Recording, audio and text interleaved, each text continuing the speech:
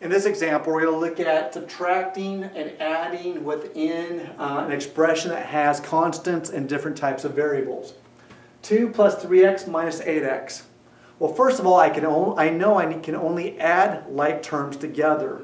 So the 2 plus the 3x, I cannot add those two. They're unlike terms. But however, the 3x and the 8x, I can add. And notice I'm using the word add, even though it's a subtraction sign. Subtraction and addition are the same thing, or basically the same idea.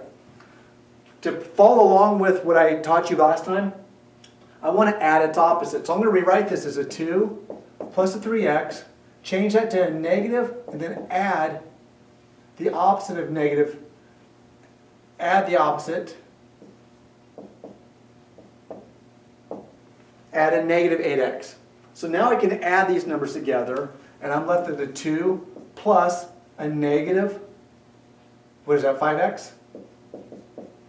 Or I can rewrite that as 2 minus 5x. In the second one, I have x's, y's, and so forth.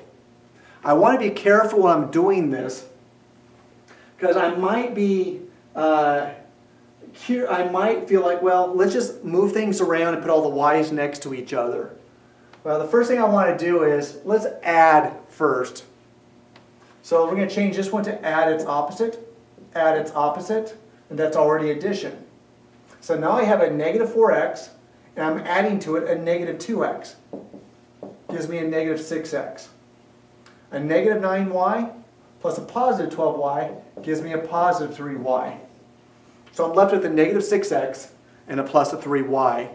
Please be careful, because this problem will have some other things that will pop in, some errors that can pop into this problem if we just start to visualize it. So if you notice that you're starting to get some of these problems wrong, even though you think you're doing them right, go back and write them down and start adding their opposites.